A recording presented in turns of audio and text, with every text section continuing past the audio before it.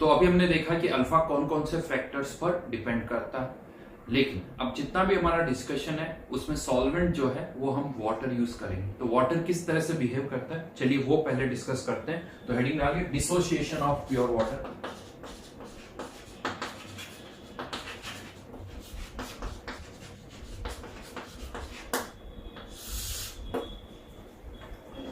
हम सभी को पता है वाटर जो है H2 आयोनाइज होता है H प्लस और OH आयन।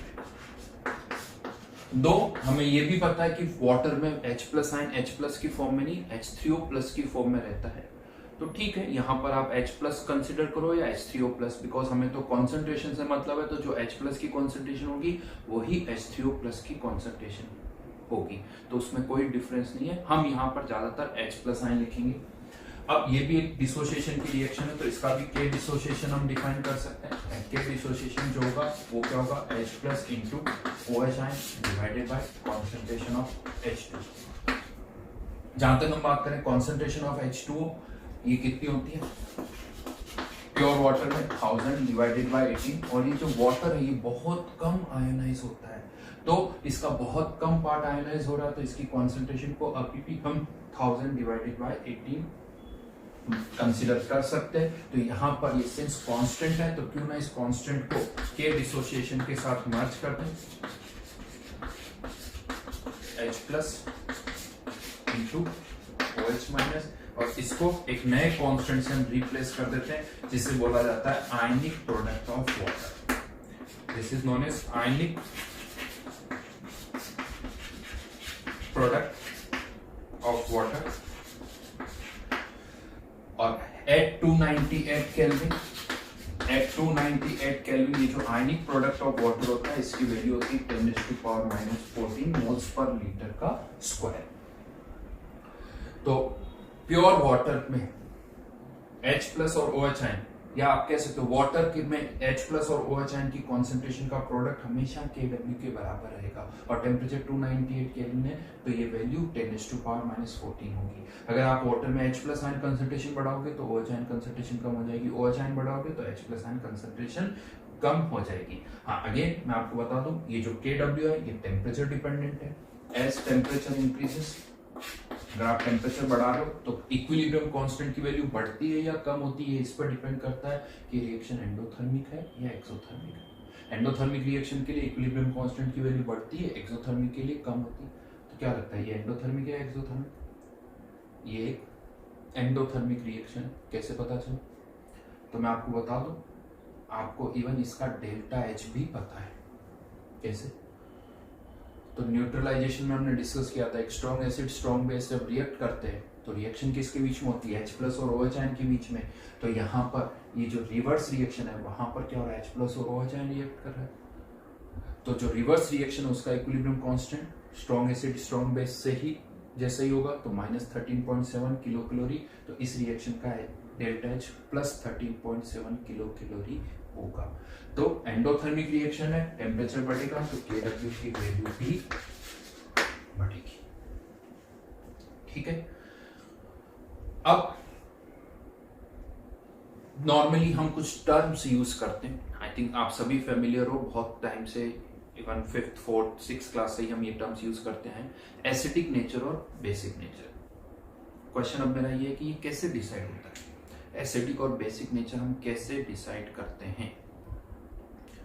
तो जनरली जो आंसर्स मेरे पास आते हैं वो यही आते हैं pH से, लेकिन pH क्या है वो अभी नहीं पता हमें।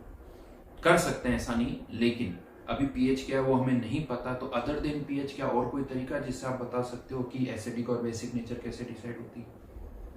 यस, देन आंसर आता है H प्लस और OH आयन की कॉन्सेंट्रेशन से, कि अगर H प्लस की कॉन्सेंट्रेशन OH आयन से ज्यादा है तो सॉल्यूशन एसिडिक होगा, OH आयन की कॉन्सेंट्रेशन H प्लस से ज्यादा है तो सॉल्यूशन बेसिक होगा, और H प्लस और OH आयन कंसेंट्रेशन इक्वल है तो सॉल्यूशन न्यूट्रल होगा। बात तो सही है, लेकिन मैं आपको बता दूं ऐसे भी सॉल्यूशंस होते हैं जिनमें ना तो H प्लस आयन होते हैं ना OH आयन होते हैं। ऐसे सॉल्यूशंस को भी हम एसिडिक या बेसिक बोलते हैं। तो फिर वहां पर कैसे डिसाइड करते हैं? लिक्विड अमोनिया में अगर आप कोई सब्सटेंस मिक्स कर रहे हो तो लिक्विड अमोनिया का सॉल्यूशन भी लिक्विड अमोनिया का सॉल्यूशन भी एसिडिक और बेसिक होता है, वहां कैसे डिसाइड होता है? वहां तो ना तो H प्लस आयन है ना OH आयन। चलिए एक और क्वेश्चन, यहां पर एक क्वेश्चन और भी आता है मेरे माइंड में। जब हम एसिड और बेस की भी बात करते हैं तो उसके लिए बहुत सारे डेफिनेशंस यूज करते हैं। आरएनएस के अकॉर्डिंग जो OH आयन देता है वो बेस है, ब्रॉन्स्टेड के अकॉर्डिंग जो H प्लस आयन एक्सेप्ट करता है वो बेस है, जबकि लुइस कहता है जो लोन पेयर डोनेट करता है वो बेस है। तो मेरा क्वेश्चन यहां पर भी है कि इतनी सारी डेफिनेशन एसिड और बेस की क्यों है? कोई एक सिंगल यूनिवर्सल डेफिनेशन क्यों नहीं यूज करते हैं जैसे हर जगह करते हैं? बट एसिड और बेस के केस में और भी डेफिनेशन, ये तो कुछ बताई मैंने, आरएनएस, ब्रॉन्स्टेड, लुइस, इसके अलावा भी है, तो इतनी सारी डेफिनेशन क्यों? क्या कोई सिंगल डेफिनेशन नहीं? या डाउट ये भी आता है कि आरएनएस ने देखा जो OH आयन दे रहा है उसको आरएनएस ने कह दिया बेस। ठीक है, एक प्रॉपर्टी कोई OH आयन लूज कर रहा है तो आरएनएस ने कह दिया वो बेस है। बट ब्रॉन्स्टेड ने जो H प्लस आयन एक्सेप्ट कर रहे हैं उनको भी बेस का, क्यों उनको भी बेस का? कुछ और नाम भी तो रख सकता था। या लुइस ने देखा कि जो लोन पेयर डोनेट कर रहा है ये भी एक प्रॉपर्टी है, लेकिन उनको भी लुइस ने बेस का, क्यों? इसका मतलब कुछ तो कॉमन होगा ही कि ये सब वर्ड बेस यूज कर रहे हैं, कुछ कॉमन होगा तभी सबने इसको बेस कहा। तो मेरा क्वेश्चन ये कि क्या कॉमन है? जो OH आयन दे रहे हैं, जो लोन पेयर डोनेट कर रहा है, या जो H प्लस आयन एक्सेप्ट कर रहा है, उनमें क्या कॉमन है? वो इसकी यूनिवर्सल डेफिनेशन है। और मैं आपको बता दूं, आप सबको पता है। यस, फर्स्ट टाइम जब आपने ये एसिडिक या बेसिक वर्ड पढ़े थे ना, तब आपने क्या पढ़ा था उसको रिकॉल करो, अपने आप आपको पता चल जाएगा। जैसे हम पढ़ते हैं ना एसिडिक और बेसिक नेचर, तो फर्स्ट लाइन जो पढ़ते हैं वो पढ़ते हैं bases which are bitter in taste, acids which are sour in taste. Yes, ये उनकी यूनिवर्सल डेफिनेशन है। which are bitter in taste are bases, which are sour in taste are acids। हाँ, लेकिन अब हमें कैसे पता चले कौन बेस है कौन एसिड है? एक तरीका, सीधा सीधा टेस्ट करो एंड डिसाइड करो, ये तो ही हो सकता है। तो उसके फिर तरीके ढूंढे गए। आरएनएस ने देखा कि जो ऐसा कंपाउंड जो OH आयन लूज कर रहा है उसके सॉल्यूशन का टेस्ट बिटर है, तो उसने कह दिया वो बेस है। ब्रॉन्स्टेड ने देखा कि जो H प्लस आयन एक्सेप्ट करता है उसके सॉल्यूशन का टेस्ट भी बिटर है, तो उसने वहां पर भी बेस वर्ड यूज कर दिया। लुइस ने देखा कि जो लोन पेयर डोनेट कर रहा है उसके सॉल्यूशन का टेस्ट भी बिटर है, तो उसने भी बेस वर्ड यूज कर दिया। तो ये कॉमन कैरेक्टरिस्टिक है, इसलिए हम इतनी सारी डेफिनेशन यूज करते हैं। हाँ, आज भी हमें ये नहीं पता कि क्यों जो OH आयन लूज करता है उसके सॉल्यूशन का टेस्ट बिटर है, या जो H प्लस आयन एक्सेप्ट करता है उसके सॉल्यूशन का टेस्ट बिटर है, ये नहीं पता। क्यों? ये ऑब्जर्व है। तो इसलिए इतनी सारी थ्योरीज हम यूज करते हैं। तो एसिडिक और basic nature, which are basic nature bitter in taste, acidic nature sour in test. Okay, हाँ, लेकिन अब यहां पर अगर हम बात करें तो हमारे केस में तो मोस्टली हम सॉल्वेंट वाटर ही यूज करेंगे। तो अगर हम वाटर सॉल्वेंट यूज कर रहे हैं तो एसिडिक और बेसिक नेचर हम H प्लस या OH आयन से बता सकते हैं। अगर H plus ion concentration, if H plus ion concentration is greater than OH ion concentration, solution will be acidic। अगर H plus ion OH ion से कम है तो solution will be basic, और अगर H plus ion equals to OH ion, solution will be neutral। At 298 Kelvin, 298 kelvin, ये सब हम pure water की बात करें, Kw की वैल्यू 10⁻⁴14। प्योर वाटर है तो H प्लस और OH आयन की कंसंट्रेशन इक्वल होगी, तो H plus ion concentration OH ion के बराबर, तो स्क्वायर हो जाएगा। तो H प्लस की कंसंट्रेशन 10⁻⁷ आ जाएगी, तो H प्लस आयन कंसंट्रेशन अगर 10⁻⁷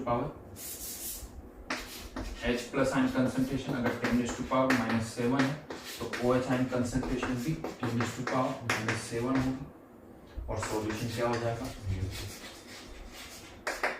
अगर H प्लस आयन कॉन्सेंट्रेशन 10⁻⁷ से ज्यादा है तो OH आयन कॉन्सेंट्रेशन 10⁻⁷ से कम होगी, सॉल्यूशन विल बी एसिडिक। अगर H प्लस आयन कॉन्सेंट्रेशन 10⁻⁷ से कम है तो OH आयन कॉन्सेंट्रेशन 10⁻⁷ से ज्यादा होगी, सॉल्यूशन विल बी बेसिक। तो अगर कोई भी सॉल्यूशन एसिडिक है या बेसिक है, डिसाइड करना है, टेम्परेचर 298 केल्विन है, तो आप कंपेयर कर सकते हो। लेकिन अब यहां प्रॉब्लम होती है, ऐसा मुझे लगता है कि अगर H प्लस आयन कंसंट्रेशन 10⁻⁸ है तो समटाइम्स ये पता करना कि 10⁻⁷ से ज्यादा है या कम है, बहुतों के लिए ये मुश्किल हो जाता है, आसान नहीं होता, नहीं समझ में ही नहीं आता। और मैं एक और बात बता दूं, ये जो pH, ये जो एसिडिक और बेसिक नेचर वर्ड्स हैं, ये हम तो यूज कर ही रहे हैं जो मैथमेटिक्स के स्टूडेंट्स हैं, but other than mathematics student भी ये वर्ड यूज होता है, बायो वाले स्टूडेंट्स भी यूज करते हैं और भी यूज करते होंगे। अब आप सोच सकते हो उनके लिए तो शायद ये और भी मुश्किल हो जाए। तो अब यहां पर अगर आपको कभी भी एसिडिक और बेसिक नेचर कंपेयर करना है तो इस डेटा से कंपेयर करना होगा कि वैल्यू 10⁻⁷ से ज्यादा है या कम है। ये मुश्किल है थोड़ा सा, और जल्दबाजी में मिस्टेक किसी से भी हो सकती है। तो इस प्रॉब्लम को अवॉइड करने के लिए या इसका एक सॉल्यूशन ढूंढा गया। मुझे ऐसा लगता है कि इस पर्टिकुलर प्रॉब्लम को सॉल्व करने के लिए, सॉर्ट आउट करने के लिए एक तरीका ढूंढा गया, और वो तरीका है pH। क्यों? क्योंकि इसको जो डिफाइन किया गया ना, वो भी इसी तरह से किया गया ताकि ये प्रॉब्लम सॉल्व हो जाए। कैसे डिफाइन किया गया? Negative log of H plus. Yes, मैं आपको बता दूं, ये टर्म ऑन पेपर डिफाइन हुई। pH का कोई फिजिकल सिग्निफिकेंस नहीं है। What is pH? तो answer is negative log of H plus ion concentration. इससे पहले तो देखते हैं कि प्रॉब्लम कैसे सॉल्व हुई। तो एट 298 केल्विन अगर H प्लस आयन कंसंट्रेशन 10⁻⁷ है तो pH कितनी हो जाएगी? 7।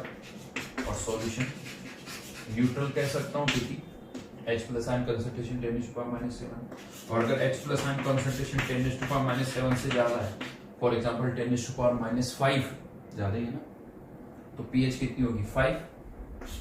अगर H प्लस आयन कंसंट्रेशन 10⁻⁷ से ज्यादा है तो pH 7 से कम, solution will be acidic.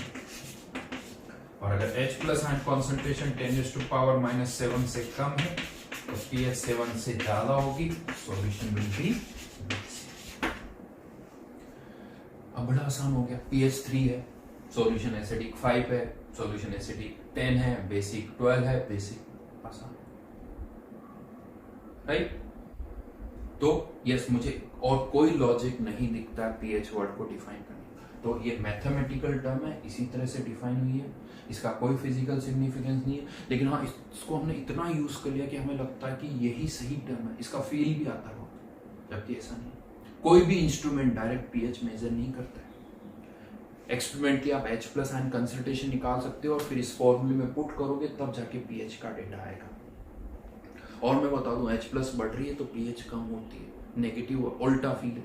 H plus जितना ज्यादा होगा pH उतनी ही कम होगी। pH अगर 1 है तो ज्यादा एसिडिक है, 2 है तो कम है, 3 है तो जितनी pH कम है सॉल्यूशन उतना ज्यादा एसिडिक होगा, जितनी pH ज्यादा है सॉल्यूशन उतना ही ज्यादा बेसिक होगा। और यहाँ पर जैसे pH टर्म डिफाइन की उसी तरह से pOH भी डिफाइन कर सकते हैं, negative log of OH ion concentration. In fact ये तो यूं का तो एक फैशन सा भी हो गया।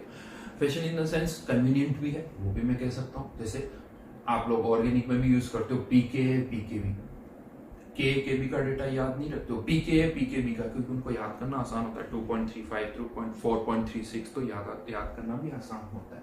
तो जहां कहीं भी आगे P लगा दिया उसका मतलब ही, P का मतलब नेगेटिव लो, ठीक है।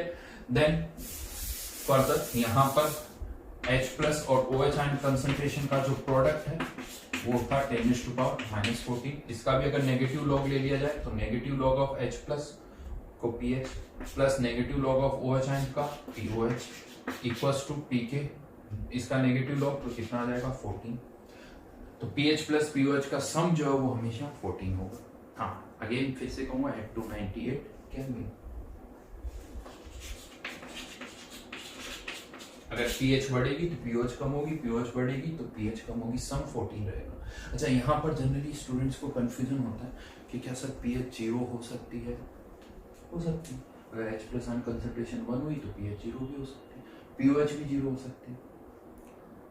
Even H plus ion concentration अगर 1 से ज्यादा होगी तो pH नेगेटिव भी हो सकती है। तो ये तो हमने डिफाइन किया है। हाँ, सॉल्यूशन जितना ज्यादा एसिडिक होता है उतना मुश्किल होता है बनाना। बहुत ज्यादा एसिडिक सॉल्यूशन प्रिपेयर करना या बहुत ज्यादा बेसिक सॉल्यूशन प्रिपेयर करना इतना आसान नहीं है, बट किया जा सकता है। तो pH can be negative negative और ग्रेटर देन 14। बहुतों को लगता है कि पीएच जो है वो 1 से 14 के बीच में ही होती है, तो ऐसा नहीं है, नेगेटिव भी हो सकती है, 14 से ज्यादा भी हो सकती है। ठीक है, चलिए एक क्वेश्चन लिखिए।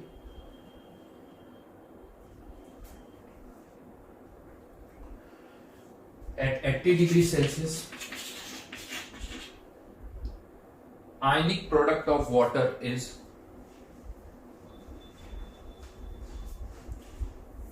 4 into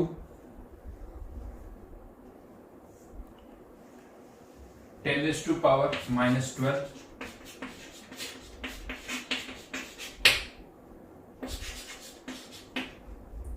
find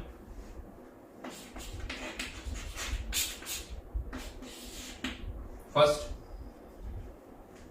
but pH of pure water, pH of pure water at 80 degrees Celsius.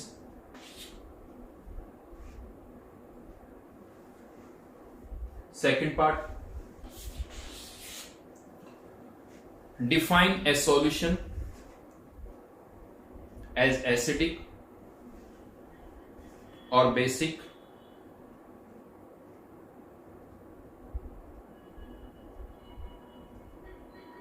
having pH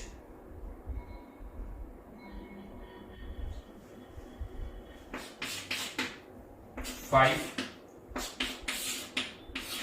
6.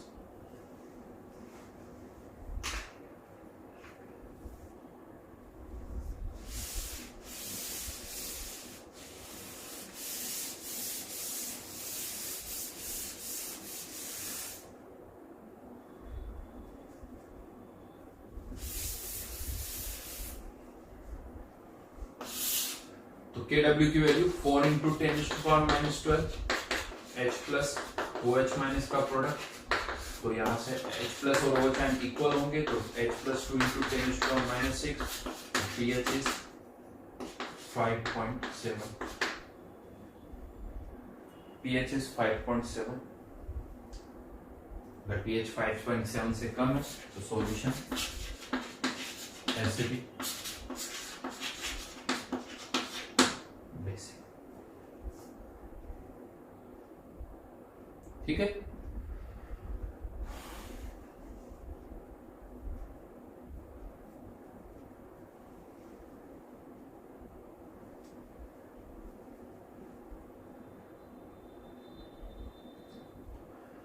Okay आगे बढ़ते हैं। अब चैप्टर के मेन पार्ट पर आते हैं। जैसा मैंने कहा था 3 पार्ट में डिवाइड किया था, pH calculation, concept of indicator और थर्ड पार्ट था सॉल्युबिलिटी। तो सबसे पहले आते हैं पीएच कैलकुलेशन। अब यहाँ पर क्या होता है, कैसे ये चैप्टर केमिकल इक्विलिब्रियम से अलग है, ये एक और रीजन मैं दे रहा हूँ। यहाँ क्या होता है, जब आप पानी में कोई सब्सटेंस डालते हो एसिड या बेस, तो H प्लस या OH आयन आते हैं, वाटर से भी H प्लस या OH आयन आते हैं। तो यहाँ पर हमें 2 रिएक्शंस को एक साथ सॉल्व करना पड़ता है, समटाइम्स 2 से भी ज़्यादा। तो एक से ज़्यादा रिएक्शंस को एक साथ सॉल्व करना ये मुश्किल होता है, ये इनमें कैलकुलेशंस बहुत ज़्यादा होती है। समटाइम्स क्यूबिकल x की पावर 4 की इक्वेशंस बनती हैं जो कि हम सॉल्व नहीं कर सकते, तो हमें वहाँ पर कुछ ना कुछ अप्रोक्सीमेशंस करने होते हैं। तो अब हमें यहाँ पर ये देखना कि किस जगह पर हम कौन सा अप्रोक्सीमेशन कर सकते हैं। इनफैक्ट कुछ स्टैंडर्ड अप्रोक्सीमेशंस हैं जो कि एग्जामिनर को भी पता है और हमें भी वो पता होना चाहिए, क्योंकि एग्जामिनर को भी पता है कि हम ये इक्वेशंस नहीं सॉल्व कर सकते। तो कुछ स्टैंडर्ड अप्रोक्सीमेशंस है जो कि एग्जामिनर सोचता है कि आप इनको यूज करके प्रॉब्लम को सॉल्व करोगे, वो हमें पता होनी चाहिए। तो वो अप्रोक्सीमेशंस क्या है वो मैं आपको बताऊंगा। बट अब यहाँ क्या प्रॉब्लम, बहुत सारे केसेस बनते हैं, अलग अलग जगह पर हम अलग अलग अप्रोक्सीमेशंस यूज करेंगे, अलग अलग अप्रोक्सीमेशन हम यूज करेंगे। तो कहाँ पर कौन सा अप्रोक्सीमेशन यूज करना है ये हमें पता होना चाहिए, यहाँ मेनली प्रॉब्लम होती है। इवन अप्रोक्सीमेशन अब यहाँ पर डेटा पर डिपेंडेंट होता है कि K की वैल्यू कितनी है। K डिसोसिएशन 10⁻³ है तो अप्रोक्सीमेशन अलग होगा, 10⁻5 है तो अलग होगा, 10⁻10 है तो अलग होगा, 10⁻15 है तो अलग होगा। तो यहाँ पर अब वैल्यूज बड़ी इंपॉर्टेंट होगी, कॉन्सेंट्रेशन का डेटा बड़ा इंपॉर्टेंट हो गया कि 0.1 कॉन्सेंट्रेशन है या 10⁻³ है या 10⁻⁷ है या 10⁻⁻10 है। तो यहाँ पर क्वेश्चंस में डेटा से आपको उसका तरीका पता चलेगा। जबकि यही थर्मोडायनेमिक्स में जब हम क्वेश्चंस करते थे तो हम वहां पर क्या वर्ड्स ढूंढते थे, रिवर्सिबल है या इरिवर्सिबल है, आइडियल है या रियल है, आइसोथर्मल है या आइसोकोरिक है। काइनेटिक्स में क्या देखते हैं, फर्स्ट ऑर्डर है या सेकंड ऑर्डर है या थर्ड ऑर्डर है या पैरेलल। तो यहाँ पर डेटा आपको देखने पड़ेंगे। हर एक क्वेश्चन में इक्विलिब्रियम कांस्टेंट गिवन होगा, कॉन्सेंट्रेशन गिवन होगी, ये तो सब में होगा, बट वैल्यूज के अकॉर्डिंग उनको हम अलग अलग तरह से सॉल्व करें। तो इसको थोड़ा आसान बनाने के लिए मैं एक काम कर रहा हूँ, पहले आपको कितने केसेस है वो बता रहा हूँ ताकि हमें याद रहे कि इतने सारे केसेस हमें याद रखने हैं। तो एक फुल पेज यूज करिए रजिस्टर का और हॉरिजॉन्टली वहां पर केसेस बनाइए जो मैं यहां पर लिख रहा हूं।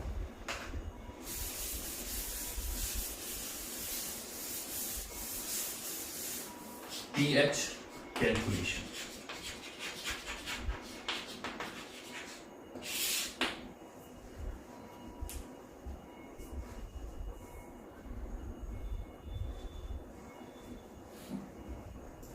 तीन पार्ट में इसको हम डिवाइड करेंगे।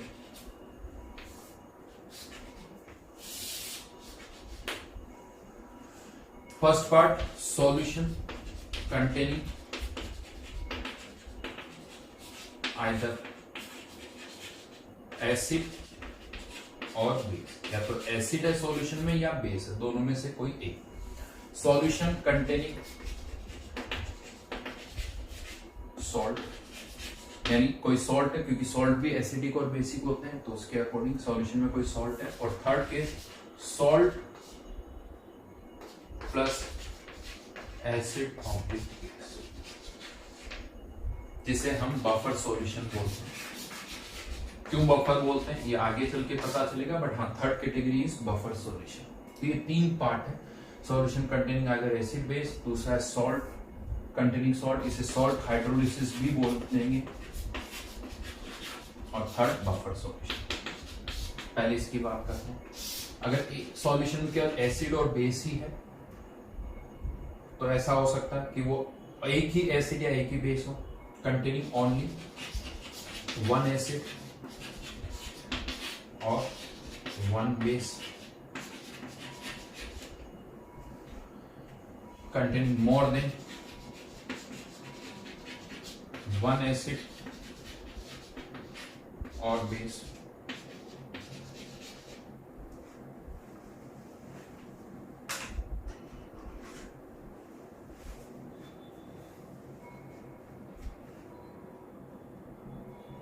ठीक है। फर्दर इसमें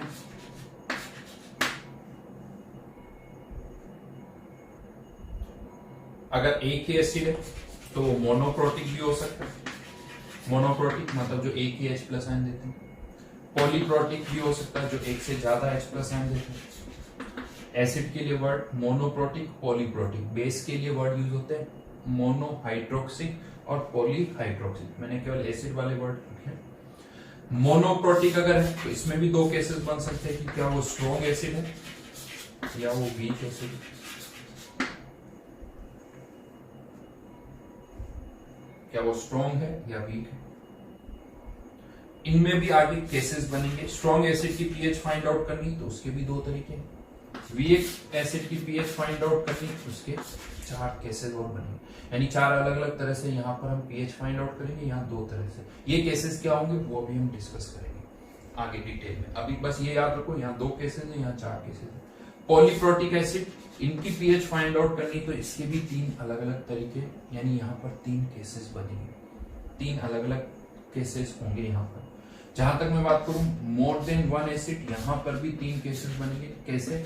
दोनों ही स्ट्रॉन्ग हो, मोर देन वन, दोनों strong acid plus strong acid, week acid plus strong acid, और या दोनों ही वीक। हाँ, एक तो मैं बता दूं यहाँ पर मोर देन वन में भी मैंने दो ही काउंट किए, क्योंकि दो से ज्यादा अगर एसिड या बेस आ रहे हो तो फिर सॉल्व करना बहुत मुश्किल हो सकता है। तो मोर देन वन यानी ओनली टू। मैंने एसिड के केसेस लिखे, आप बेसिस भी सोच सकते हो, यानी दोनों ही बेस हो, दोनों स्ट्रॉन्ग बेस हो, दोनों ही वीक बेस हो, और एक वीक और एक स्ट्रॉन्ग बेस हो। तो ये टोटल 3 + 3 + 4 + 2 टोटल 12 केसेस यहाँ पर हैं जिसमें हम पीएच फाइंड आउट करेंगे। ये आपको याद रखना। देन सॉल्यूशन कंटेनिंग सॉल्ट, कोई भी जो सॉल्ट होता है ना, हम कहते हैं वो भी किससे बनता है, एसिड और बेस की रिएक्शन से। एसिड और बेस की रिएक्शन से सॉल्ट बनता है। अब एक सॉल्ट स्ट्रॉन्ग एसिड और स्ट्रॉन्ग बेस से भी हम बना सकते हैं। इसकी पीएच, इसका एग्जांपल मैं लिख देता हूँ NaCl। इसकी पीएच कैसे फाइंड आउट करेंगे वो देखेंगे। स्ट्रॉन्ग एसिड वीक बेस से भी एक सॉल्ट बनता है जैसे NH4Cl। इसकी पीएच कैसे फाइंड आउट करेंगे, weak acid strong base CH3COONA, और दोनों ही weak acid plus weak base NH4Cl। और भी एग्जांपल्स है, मैं एक एक एग्जांपल लिखता हूँ। फर्दर कुछ सॉल्ट्स ऐसे भी होते हैं जो कि H+ आयन दे भी सकते हैं और H+ आयन ले भी सकते हैं, ऐसे सॉल्ट्स को बोलते हैं एम्फीप्रोटिक सॉल्ट। इसका भी एक एग्जांपल लिख रहा हूं मैं, NaHCO3। यस, आप एम्फीप्रोटिक वर्ड यूज कर चुके हो। एम्फीप्रोटिक ऑक्साइड्स, उनका भी नेचर ही होता है जो एसिड बेस दोनों से रिएक्ट कर सके, एम्फोटेरिक ऑक्साइड। यहां पर हम वर्ड यूज करें एम्फीप्रोटिक, जो H+ आयन दे भी सकता है, H+ आयन ले भी सकता है। मीनिंग वही है बट वर्ड्स अलग अलग है, एम्फोटेरिक और एम्फीप्रोटिक। ये 5 केसेस हम यहाँ पर डिस्कस करेंगे। देन आता है बफर सॉल्यूशन, बट बफर के केसेस मैं आपको बाद में बताऊंगा, खाली जगह छोड़ दीजिए, आप वहां पर बाद में लिख सकते हो, क्योंकि उसके लिए पहले मुझे कुछ एक्सप्लेन आपको करना होगा। ठीक है, तो ये केसेस है जहां पर हम पीएच फाइंड आउट करेंगे। ओके, तो स्टार्ट करते हैं सबसे पहले फर्स्ट पार्ट से, pH of a strong monoprotic acid. ठीक है,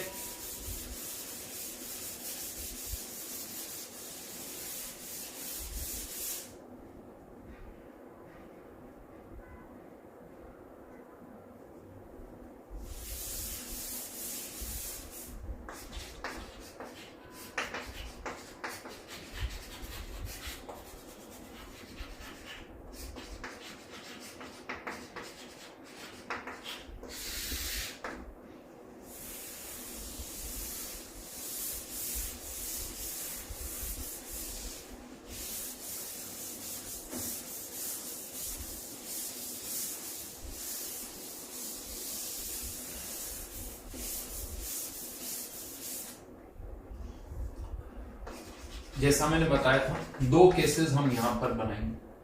अब 2 केसेस क्या वो मैं बता रहा हूं। If concentration is greater than equals to 10⁻⁻6 है। 2 केसेस क्यों बना रहे हैं, तो सेम लॉजिक है। पानी में आप कोई एसिड या बेस डाल रहे हो तो उससे H+ या OH आयन आ रहा है, और वाटर में ऑलरेडी H+ या OH आयन प्रेजेंट है। तो क्वेश्चन आता है क्या वाटर के कारण H+ या OH आयन, जो कि वैसे बहुत कम होते हैं, क्या उनको कंसीडर करना है या उनको कंसीडर नहीं करना है, डिपेंडिंग अपॉन 2 केसेस बन रहे हैं।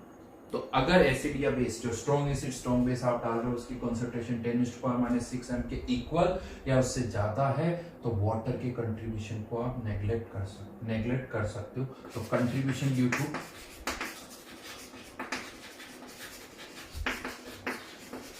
water can be neglected.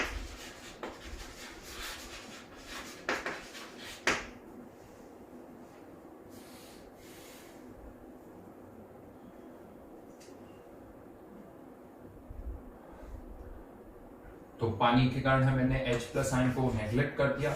Let's say HCl है जिसकी कॉन्सेंट्रेशन C है, वो इससे ज्यादा है, तो ये 100% डिसोशिएट होगा क्योंकि एक स्ट्रॉन्ग एसिड है। तो HCl की जो कॉन्सेंट्रेशन होगी वही किसकी कॉन्सेंट्रेशन हो जाएगी, H+ की कॉन्सेंट्रेशन। कुछ करना ही, इजीली H+ की कॉन्सेंट्रेशन पता चली, pH निकाल सकते। Then case 2, if concentration is less than 10⁻⁻6। हाँ, अगर आप ये सोच रहे हो ये क्राइटेरिया कहाँ से आया, तो वो अपने आप ही समझ में आ जाएगा, कोई प्रॉब्लम नहीं, ऑटोमेटिकली आपको समझ में आ जाएगा। तो अब कंसेंट्रेशन अगर 10⁻⁻6 m से कम है, तो जो एसिड आपने डाला वो भी बहुत कम डाला है। तो अब हम यहाँ पर वाटर के कारण H+ को नेग्लेक्ट नहीं कर सकते। तो contribution due to water can not be neglected, लिख दीजिएगा, कैन नॉट बी नेग्लेक्टेड। तो अगर HCl है, उसकी कॉन्सेंट्रेशन C है, तो इससे H+ आयन कितने आ जाएंगे, C। लेकिन ये तो केवल HCl के कारण आए, वाटर से भी तो H+ आयन आ रहे हैं। तो अब क्वेश्चन आता है वाटर से H+ आयन कितने होंगे, क्या 10⁻⁻7। हाँ, यहाँ पर थ्रू आउट टेम्परेचर 290-80 हम बात कर रहे हैं, वही सोच के ही सारे क्वेश्चन हम करेंगे, ऐसा ही होता भी है। तो वाटर के कारण H+ आयन क्या 10⁻⁻7 नहीं, क्योंकि 10⁻⁷ तो तब है जब प्योर वाटर हो। यहाँ पर वाटर के साथ आपने क्या डाला, एसिड, तो इस एसिड का वाटर पर क्या लगेगा, कॉमन आयन इफेक्ट। अब ये वाटर उतना डिसोसिएट नहीं होगा, तो क्या करें, H+ आयन ऑलरेडी HCl के कारण कितने C, ये लिख दीजिए, मतलब आपने क्या लगा दिया, कॉमन आयन इफेक्ट। अब मान लेते हैं पानी से H+ आयन कितने हैं, X, तो OH आयन भी कितने हो जाएंगे, X। सॉल्यूशन में अब H+ आयन कंसंट्रेशन कितनी हो जाएगी, C+X Kw, जो कि हमें पता है 10⁻⁴। अगर C पता है, एसिड जो आप डाल रहे हो, तो X के लिए सॉल्व कर सकते हो। यहाँ पर C की वैल्यू पुट करिए, X के लिए क्वाड्रेटिक बनेगी, जिसे सॉल्व करिए। लेकिन याद रखना X फाइनल आंसर नहीं है, H+ आयन कंसंट्रेशन कितनी होगी, C+H। क्या मिस्टेक होती तो इसको अच्छी तरह से याद रखना। तो ये दो केसेस हैं, वाटर का कंट्रीब्यूशन यहाँ कंसिडर किया है, यहाँ वाटर का कंट्रीब्यूशन हमने नेग्लेक्ट किया। और यहाँ पर मैं बता दूं ग्रेटर देन इक्वल टू यहाँ है, तो इसको ऐसे ही याद रखना कि ग्रेटर देन इक्वल टू और यहाँ लेस देन। चलिए क्वेश्चन लिखिए, find pH of 10⁻³ HCl, 10⁻⁵ NaOH, 10⁻⁶ HCl, and 10⁻⁷.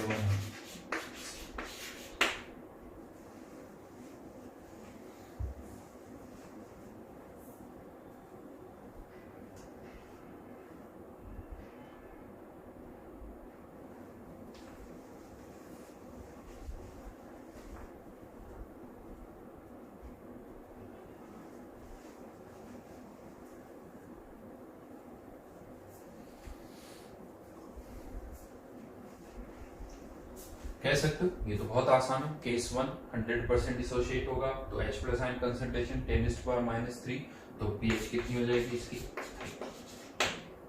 हाँ, यहाँ पर NaOH दे रखा है, तो pH नहीं, पहले क्या आएगी POH, कितनी आएगी POH 5, तो pH कितनी हो जाएगी 9।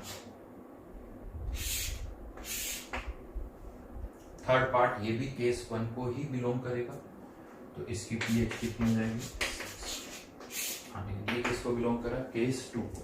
चलिए सॉल्व करके देख लेते हैं। 10⁻⁻14, 10⁻⁻7 plus x into x, x² plus 10⁻⁻7x minus 10⁻⁻14 equals to 0। Quadratic solve करो, x equals to 10⁻⁻7 minus b plus minus b² 10⁻⁻14 plus 4 into 10⁻⁴।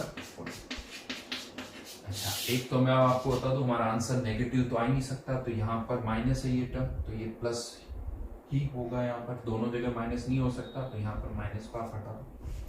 अब इसको आपको सॉल्व करना है, तो ऐड हो जाएगा √5। वैसे तो √5 की एग्जैक्ट वैल्यू 2.23 होती है, बट थोड़ा सा यहाँ पर अप्रोक्सीमेट करते हुए 2.24 ले रहा हूँ, तो ये वैल्यू क्या हो जाएगी, √5 इंटू 10⁻⁻7 लिख देता हूँ फिर,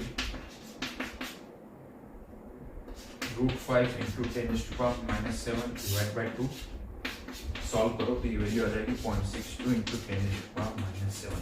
ये वाटर के कारण H+ आयन आएंगे, जो कि 10⁻⁻7 नहीं उससे कम हो गए। क्यों? Because of common ion effect. तो H+ आयन कंसंट्रेशन कितनी हो जाएगी, दोनों H वाटर के कारण और HCl के कारण ऐड कर दो, तो 1.62 इंटू 10⁻⁻7। pH निकालने के लिए 7 माइनस log 1.62, इसकी वैल्यू या तो कैलकुलेटर या लॉग टेबल से देखनी होगी। ये वैल्यू जनरली आती है 6.7। यस, pH 7 से कम है, क्योंकि होनी भी चाहिए, क्योंकि इस पानी में आप एसिड डाल रहे हो तो सॉल्यूशन तो क्या होगा, एसिडिक ही होगा। तो